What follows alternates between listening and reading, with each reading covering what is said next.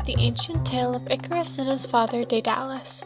Before the year 2075, many people had only heard of it in passing, or in obscure pop culture references. But when the United West declared its newest project, the Icarus Expeditions, the myth from the ancient Greek civilizations became a household story. The original myth followed an old man named Daedalus, who created the maze that housed the infamous Minotaur, a monster that was known as the most fearsome, horrifying monster to face off against, especially in Daedalus' trap-filled, twisted, and infinite maze. No one knew how to escape, making it the most effective death trap in all of Greece, except for, of course, the creator of the maze, Daedalus himself. Now, the king who had this maze built, King Minos, didn't want one such weak link in his ingenious plan, so he locked up Daedalus and his son, Icarus, into a tower in the middle of the sea. Daedalus wasn't about to give up, though. Using feathers and wax that he found in the tower, he fashioned wings for Icarus and himself. They were going to glide above the gorgeous sea and escape from Minos' prison. But before they took off, Daedalus gave Icarus 2 warnings. Do not fly too close to the sea, or the salt water will weigh your feathers down. And do not fly too close to the sun, or the heat will melt the wax. Taking to the air, Icarus was ecstatic. Flying, after all, is the dream of every child. But his flight was a battle, one between submission and hubris, a perfect balance between confidence and modesty, one that Icarus would lose. He flew upward, thrilled by the air on his face and the wings on his back. He went higher and higher until the sun stood in front of him and the wax in his wings fell apart. He fell backward into the sea, not even noticed by those on land.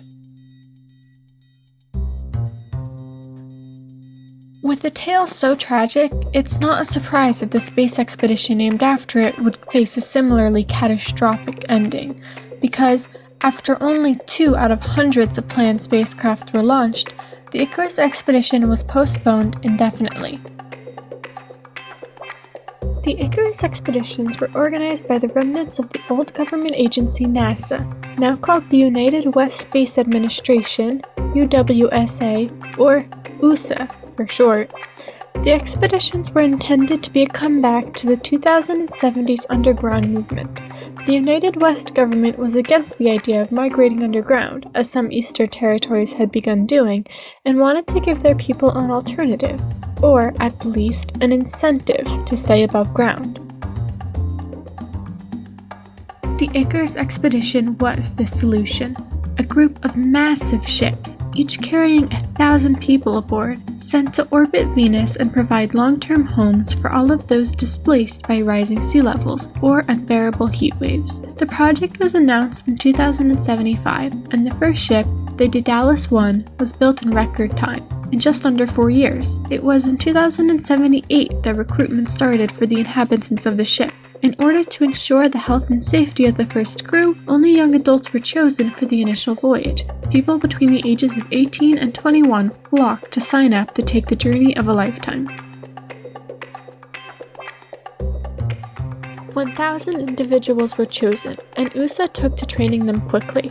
When these recruits were only halfway through their training, in 2080, USA rounded up another 1,000 individuals, intended for the Daedalus 2, which was already under construction. It was obvious that this project needed to be a fast-moving one, and USA was doing its part. Captain, we are T-minus 3 minutes to take off. Roger, sir. Engines in starting positions. Check. Body flaps in starting positions. Check. Terminating vent hoods. Roger. Retracting fuel line. Roger. Transferring to internal power. Roger. Visors closed. Check. Well, you must be excited, Captain. Check, sir. Greatest day of my life. Glad to hear. T-minus 1 minute to take off. Roger.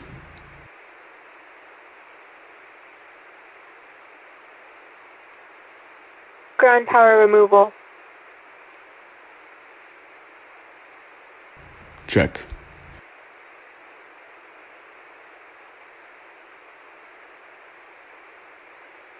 T-minus 30 seconds. Arm cut off. Initiate system ignition start. Roger. T-minus 20 seconds. Safety systems are green. All passengers are good to go. Engine is powering up. T-minus 10 seconds. Main 9, engine 3. Start. 8, Main engine 7, 2. Start. 6, Main 5, engine 1. Start. 4, All systems 3, go. 2, 1. Take off.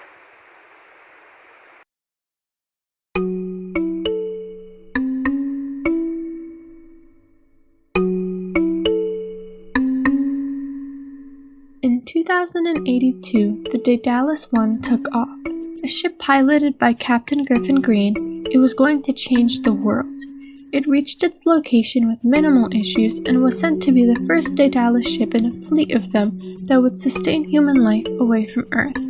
But only 5 months after reaching its orbit around Venus, Earth lost contact with the ship.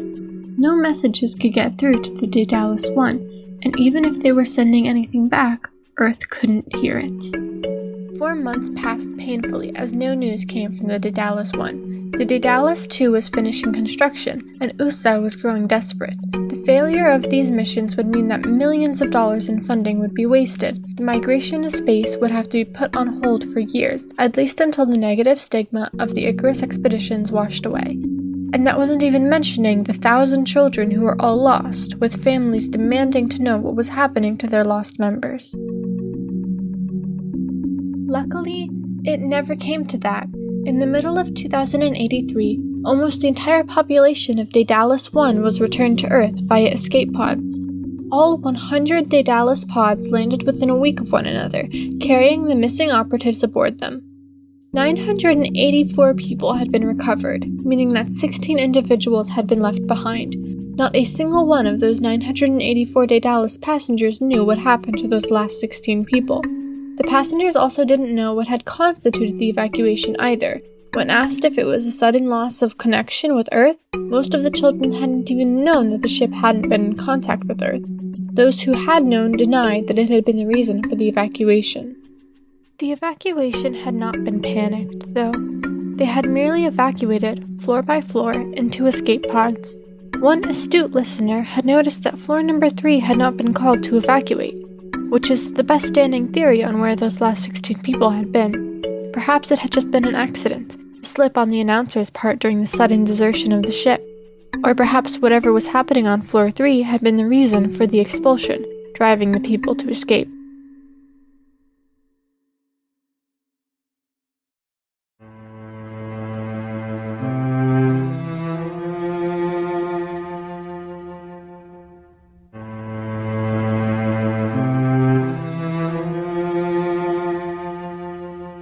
After examining the escape pods, an audio message was found aboard the captain's escape pod, recorded by an unknown voice. It demanded that the Icarus Expeditions be ceased immediately, else more than 15 people would be lost. Who had recorded the message? Who wanted to keep us away so badly that they would threaten lives?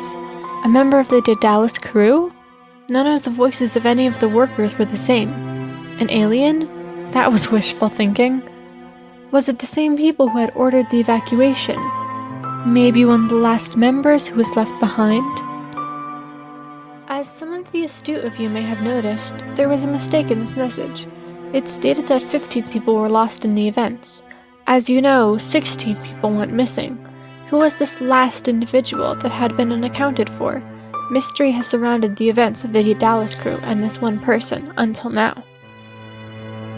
6 months after the return of the Daedalus 1 crew, the Daedalus 2 was done with construction. Eager to redeem the tarnished name of the Icarus Expeditions, UWSA launched the ship with little hesitation. This time, the ship was captained by one Leonardo Ellsworth, along with his commander, Gwen Jade. Commander Jade was already infamous in the press for being a sister to one of the lost members of the Daedalus 1 crew.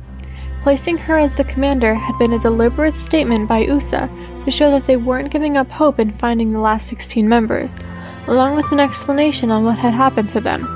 So, in 2083, the Daedalus 2 was launched. It was one of the largest media events in the world, garnering both extremely positive attention as well as harsh criticism. T-minus 5 minutes to launch. Hey, anybody scared? I sure as hell I am. Get the hell off the ship then. No can do. We've got to do this. For Earth. For your sister. Yeah. Thanks, Leo. I think I have to pee.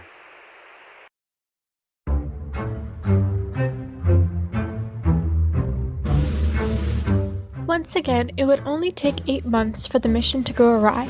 But this time, instead of blinking out of existence, one-sided contact was maintained with the Daedalus 2. The crew of the ship was able to send messages to Earth, likely an effect of the new radio technology that had been installed. However, no transmissions that were sent from Earth seemed to make it to the ship.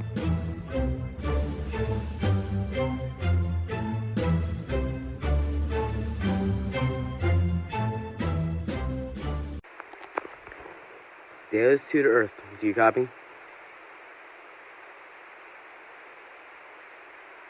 Earth, do you copy? This is Daedalus 2 pinging UWSA. I don't have all day, you know. Okay, maybe you hear this later. The Daedalus 2 has received a mysterious message from an unknown sender. It sounds like it's nothing, but definitely didn't come from Earth. Currently, knowledge of this message is being kept at higher ranks. More specifically, only Commander Jade and I know. And the lieutenant who picked it up, of course. Lieutenant Ashton Queens.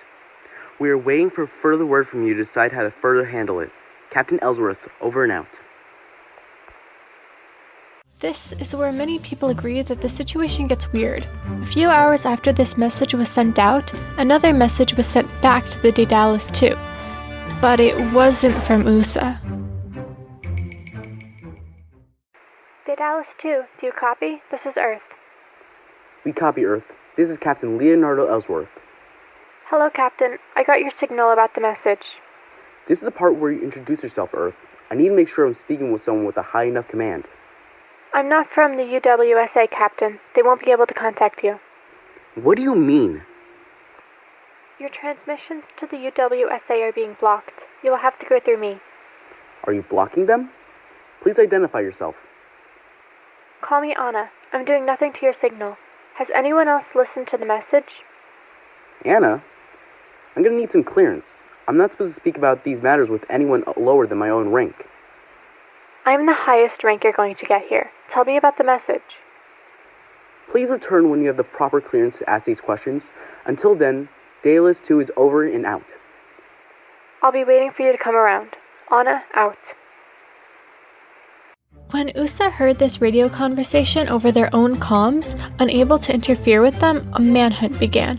Who, other than the Space Administration itself, would have the radio power to contact such a faraway location? Radio stations around the world were temporarily shut down in the fear that they were the ones contacting the Daedalus 2.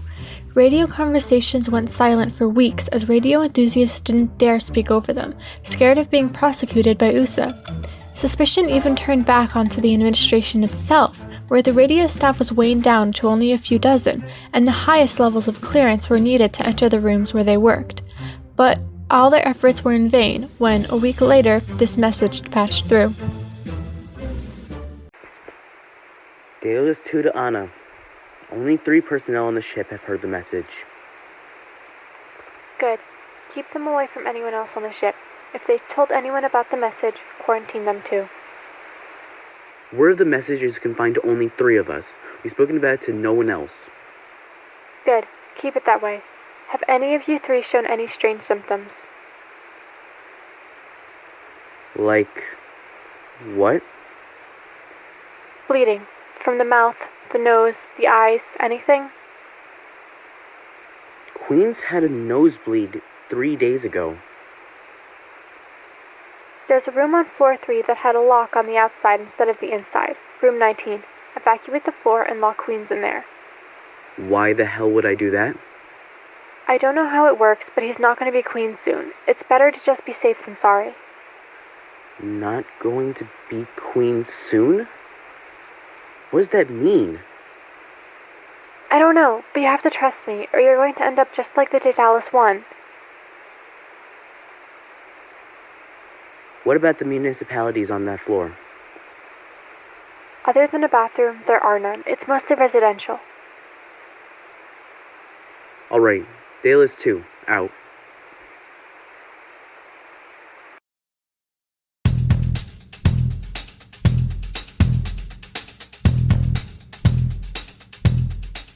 The mysterious Anna seemed to have it all figured out. As she had stated, there was a building discrepancy in which one of the doors on floor 3 had been built without a lock on the inside, making it only accessible from the outside.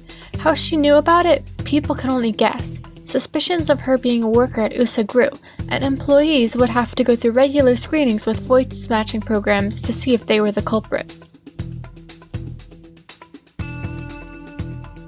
However, as the public became aware of the situation, the masses took a great liking to the mysterious Anna figure. It was clear that she knew her way around code, and the idea of a hacker managing to make her way into the biggest project of the century captivated audiences. As people fell in love with Anna, people also fell in love with the mystery. Junior detectives and conspiracy theorists around the world worked together to fit together exactly what was happening with the Daedalus 2. Theories ranged from a simple technical malfunction in the radio systems to a hostile alien takeover of the Daedalus ships, one that began with a radio message. Though there wasn't much evidence to back these claims up, believers and non-believers alike were determined to crack the mystery wide open. It was almost considered a game at times, with the winner being the first to provide the correct explanation. During this time, Anna continued advising Ellsworth on what to do. Under her advice, Captain Ellsworth ceased verbal communication with Commander Jade, instead sticking to radio communications.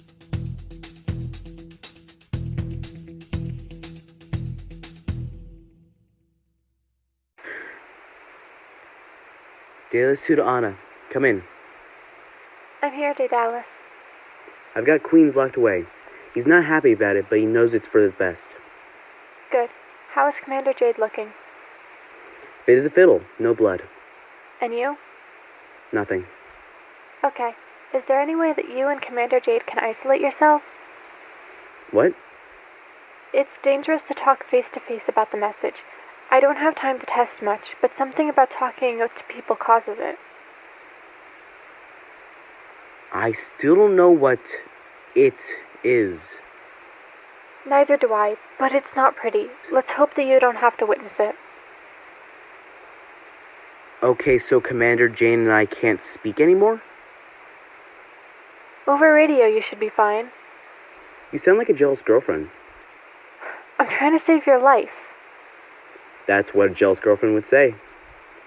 Update me if anything else happens. Anna out. Now you're getting into clean girlfriend territory.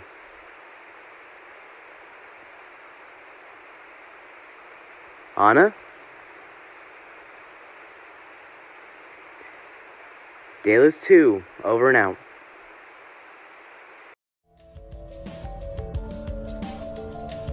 Captain Ellsworth locked himself in his own captain's quarters, doing his duties by computer and having lower-level cadets report to him via radio, all while Queens remained locked in his room, food delivered to him once a day, no visitors allowed.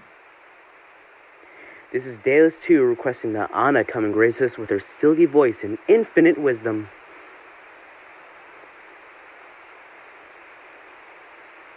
Daedalus 2 to Anna's vocal cords, come in.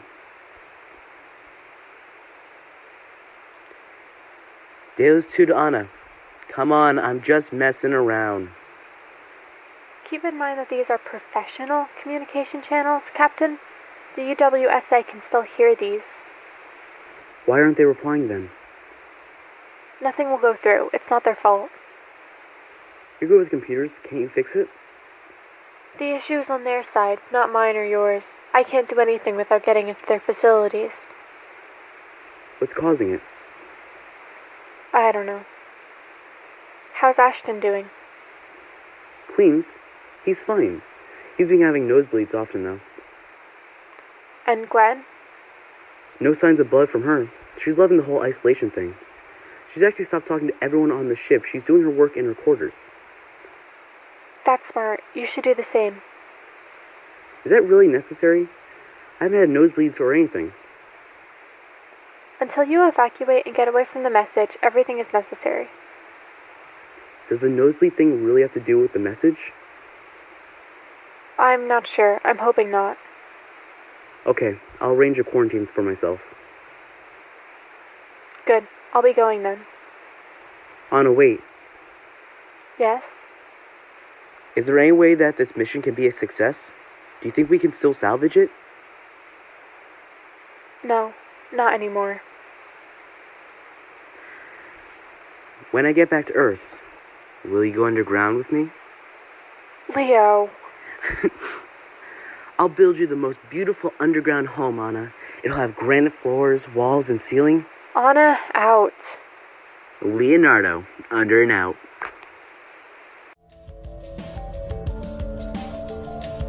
The casual friendship that was building between the two became evident.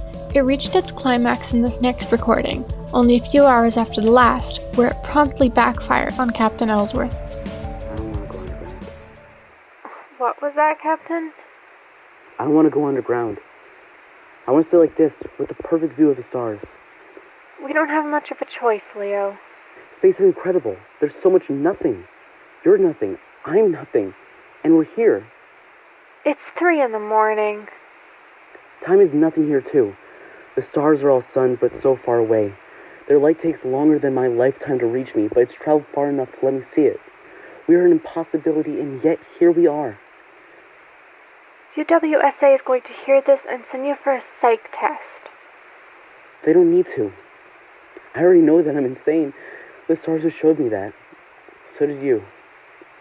Are you saying that I drive you crazy? Maybe we should stay here. Let Queens do his thing. Let Earth stay away from us. Let's keep the stars for ourselves. Up here. Do you even know what you're saying? What you're implying? That we let everyone here die because you want to stargaze? There are 1,000 people depending on you to bring them back alive. There are billions of people on Earth depending on us to figure this out, to make space travel viable so they don't have to all go underground and hide themselves from the stars. You're acting selfish, which is not what your people need in a captain right now. The stars are for everyone, Leo. They're not ours to keep. Keep that in mind. Anna, out.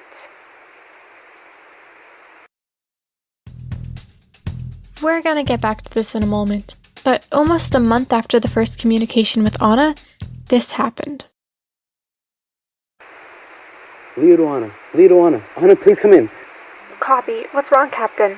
It's Queens. I don't know what the hell is wrong with him, but he's gone mad. Okay, Ellsworth, you're gonna have to stay calm. What is Queen's doing? Stay calm. I'm watching one of my own men slam his head against the window of his room like he wants to paint it with his own brains. And you're telling me to stay calm? Is he bleeding from his nose? You must have missed the part where I said he's smashing his head against the window. Anna, there's blood everywhere. I'm not really paying attention to where it's coming from. Okay, listen, you need to get your people to escape pods. What the hell are you talking about? I need to help Queens first. No, you need to help 998 other lives before his. Get your people into pods. We'll be a failure, just like Dallas 1. You'll be alive, like Dallas 1. Am I expected to run away with my tail between my legs, like that coward Captain Griffin? Don't say that about him. He was doing what he could. Which wasn't enough. Gwen still cries every night because her little sister is probably a space popsicle. He couldn't save her.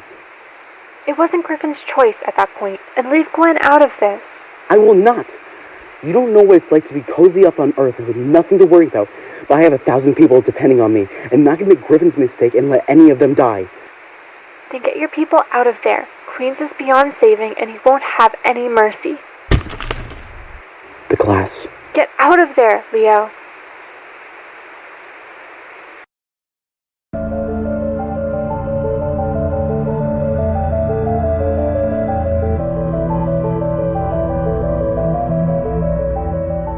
This transmission has been broken down second by second. It's likely the most highly studied transmission of the Icarus Expedition. To start, Captain Ellsworth introduces himself as Leo instead of using his more formal call sign, Daedalus II, or even Captain Ellsworth. Since the previous recording showed Anna furious at Ellsworth, it's speculated that there were a few unrecorded conversations that occurred between this time that had them building up a friendship. Either UWSA didn't want the world to find these personal conversations, or Anna had found a way to transmit them without her hearing them. But if that was the case, why was UWSA able to pick up this one? Secondly is how Anna gets defensive over Captain Griffin. Griffin denied any knowledge of a hacker named Anna at the time, and Anna's tone made it seem like she knew something about Griffin that Ellsworth did not. She even stated that it wasn't Griffin's choice, implying that someone else was telling Griffin what to do. And finally, the elephant in the room, Queens himself. Once again, theories on Queens range from him just finally snapping, the time spent quarantine alone driving him to madness, or that he was infected by a zombie/space virus, which took over his body. Perhaps hundreds of doctors have looked over the symptoms, with varying diagnoses. None seem to agree. But for a human to break through the solid glass with his own head, nonetheless the bulletproof plexiglass that the ship utilized, it would be a painful and brain-damaging feat that wouldn't be done without some form of insanity. The transmission was interrupted by a radio message from Commander Jade. At the worst possible time, the ship had just so happened to wander upon one of their destinations, the Daedalus I. During the initial launch of the Daedalus II, UWSA had promised to find the Daedalus I and find out what happened aboard it. This meant that one of Ellsworth's missions was to take a team aboard the Daedalus I and investigate, a mission that Ellsworth was quite determined to do, especially due to his friendship with Commander Gwen Jade. We've reached Daedalus I. Should we send out a team to board it? You and I are going to, but we need to do something about Queens first. Queens? What's wrong with Queens? No time to explain. Put floor 3 on lockdown right now. It already is. What? Who did that? This is going to sound really strange, but it was done remotely. Maybe Earth picked up on what was happening? Anna. Who? It's not important. Listen, we need to start evacuating the ship. What? Listen, tell me what's going on with Queens. It can't be that bad. All personnel on levels 1 and 2, please head to your closest elevator. This is not a drill. This is an evacuation. Anna's already on that too. Listen, just get suited up. We're gonna find out what happened to your little sis.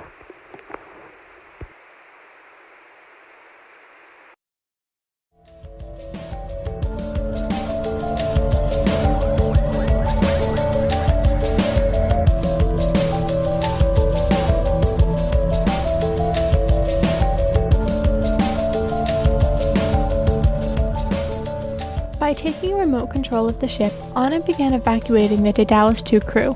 Even as the very insane and very dangerous Queens broke out of his jail on floor 3, Anna used doors, elevators, and her own instructions to keep him away from them. All the while, Leo and Gwen flew down to the Daedalus I, which had been knocked out of its orbit and was flying much closer to the atmosphere of Venus. There are theories on this as well. The absurd ones that a spacecraft had knocked it out of its orbit, or that the thrusters had malfunctioned. To this day, many people believe that the evacuation of the ship had been caused by this movement towards the burning atmosphere of Venus, with Captain Griffin scared of the ship melting or the environmental stabilizers on the ship failing. This, again, was debunked by Griffin, who says that the movement must have happened after the evacuation. The most commonly believed idea now is that the ship was intentionally moved to slow down its orbit so the Daedalus II could more easily catch up. Someone must have known that the Daedalus II would return there. Although footage does exist of Captain Leonardo boarding the Daedalus II, it hasn't been released from UWSA records yet. Rumors have spread that Griffin, who has always been very unresponsive when it comes to interviews, is hiding another large chunk of information that could be used to crack the case wide open. Construction on the Daedalus III was postponed indefinitely, at least until whatever happened on the first 2 ships is explained. The Icarus Expedition sits at a standstill, watching and waiting for something, anything, to happen.